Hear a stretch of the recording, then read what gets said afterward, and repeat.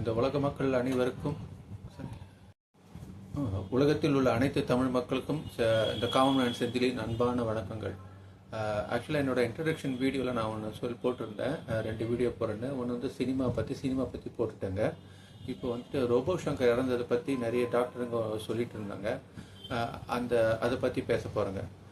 First என்ன சொல்லணுன்னாக்கா, robot Shankar அவருக்கு எனது ஆழ்ந்த இருந்தல் தெரிவிச்சுக்கிறேன். ஒரு ஆத்மா சாந்தி நான் வேண்டிக்கிறேன்.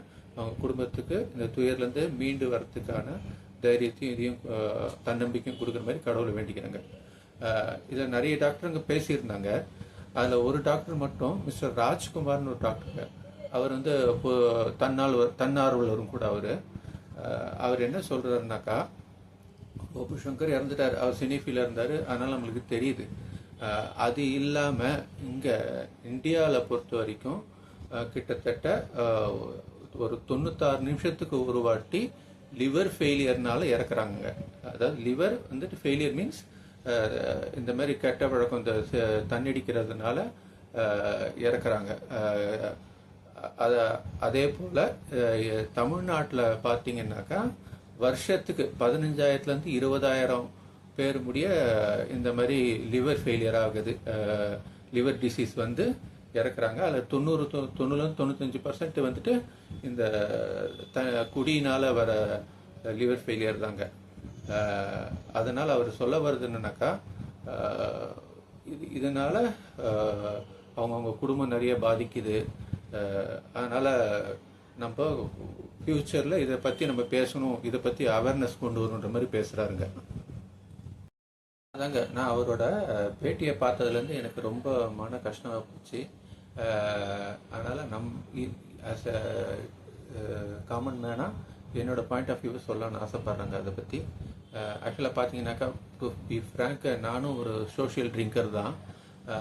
அதனால் நான் நிறைய இந்த மாதிரி இதெல்லாம் பார்த்துருக்கேன். அவர் சொன்னதுக்கு அப்புறம் தான் நான் பர்சனலாக யோசித்து பார்த்தேன். என்னை சுற்றியே நிறைய பேர் இந்த மாதிரி ரொம்ப சீக்கிரமாக இறந்துட்டாங்க. எங்கள் வீட்டில் ஒர்க் பண்ணாங்க, வேலை செஞ்சாங்க 2 பேர். எங்கள் வீட்டில் பக்கத்து வீட்டில் ஒர்க் பண்ணவங்க 2 பேர் வேலை செஞ்சவங்க. அதில் ஒருத்தவங்களோட ஹஸ்பண்ட் வந்துட்டு இந்த மாதிரி டெய்லி குடிச்சு தான் இறந்துட்டார். இன்னொருத்தவங்க வேலை செஞ்சாங்க, அவங்களோட பையன் 35 வயசு தான் இருக்கும், என்னோட சின்ன பையன்தான். அவரும் குடிச்சு இறந்துட்டாங்க. இதில் என்ன இப்போ இதுனாக்கா, பிரிட்டினாக்கா, அவங்களுக்கு லிவர்னால ப்ராப்ளம் தானே தெரியாது. அவங்க சின்ன பையன் 2 நாளாக வயிற்று வலின்னா ஹாஸ்பிட்டலில் கூட்டு போது லிவர் டோட்டலாக டெட் ஆகிடுச்சு, டேமேஜ் ஆகிடுச்சு, இறந்துட்டாருன்னு சொல்லிட்டாங்க. அதனால் பார்த்தாக்கா ரொம்ப கஷ்டமாக இருக்குது. இது இல்லாமல் நான் வந்துட்டு ஒரு டைம்லலாம் நான் வந்துட்டு ஷிஃப்ட் பேஸஸில் ஒர்க் பண்ணியிருந்தேங்க. அப்போ ஷிஃப்ட் பேஸஸில் ஒர்க் பண்ணும்போது பார்த்தீங்கன்னாக்கா, நைட் ஷிஃப்ட்டுனாக்கா மார்னிங் ஷிஃப்ட் எனக்கு தூக்கம் வராது, நான் பீர் மாரி அடிக்கலான்னு கடைக்கு போவாங்க. அப்போ பார்த்தாலும் ஒரு செட் ஆஃப் பீப்புள்ஸ் உட்காந்துருப்பாங்க. ஒருத்தர் ஆட்டோ ஓட்டுறவர், ஒருத்தர் காய்கறி வண்டி இது பண்ணுறவர், ஒருத்தர் வேலை இல்லாமல் இருக்கிறது. அந்த மாதிரி ஒருத்தர் ஒரு மாதிரி எப்போ போனாலும் மார்னிங்கும் காலையில் உட்காந்துருப்பாங்க. பார்ப்பேன், அவங்க பேசிக்கிட்டு இருப்பாங்க, கொண்டுட்டு இருப்பாங்க. அதே போல் பார்த்தீங்கன்னாக்கா, நான் மார்னிங் ஷிஃப்ட் வரும்போது நைட்டு அதே போல் என்ன டயர்டாக இருந்ததுனாக்கா, ரொம்ப ஸ்ட்ரெஸ்ஸாக இருந்ததுன்னா சாப்பிட்லான்ட்டு போவேன். அதே கும்பல் அங்கே உட்காந்துருக்குங்க.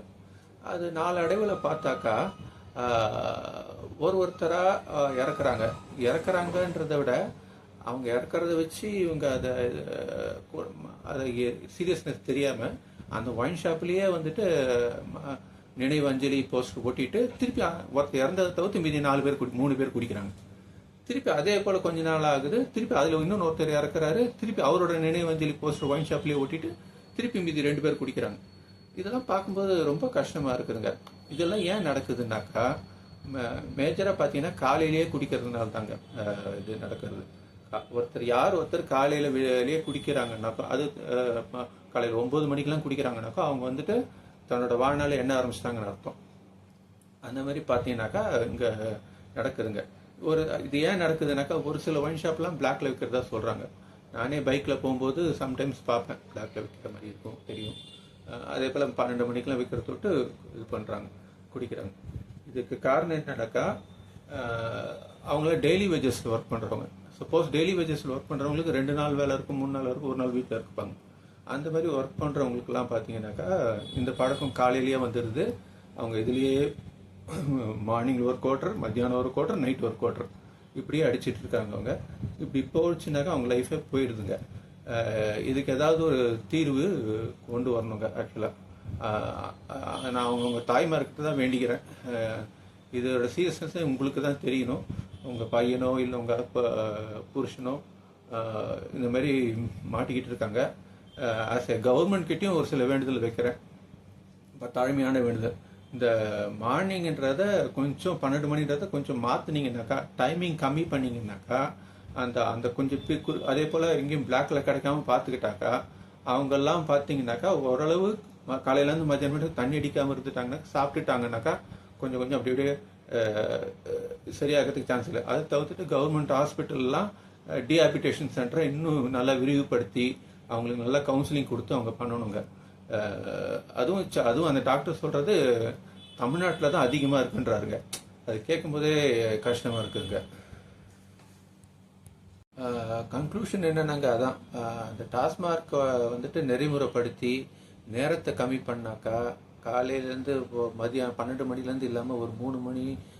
நம்ம கொரோனா நிறைய கற்றுக் கொடுத்துருக்குங்க. கொரோனா நிறைய கற்றுக் கொடுத்ததுனாக்கா லாக்டவுனில் தண்ணி அடிக்காமல் இருக்கவும் கற்றுக் கொடுத்துருக்கு எல்லாருக்கும். அப்பயும் நம்ம தண்ணி அடிக்காமல இருந்திருக்கிறோம். அதெல்லாம் மனசில் வச்சுக்கிட்டு கவர்மெண்ட் ஆகட்டும், மது பிரியர்கள் ஆகட்டும், 2 பேரும் சேர்ந்து தான் இதை கொஞ்சம் இது பண்ணுங்க. கேட்கும்போதே கஷ்டமாக இருக்குது. தமிழ்நாடு தான் அதிகமாக இருக்குன்ட்டு நம்ம ஊர் டாக்டரே சொல்கிறாரு.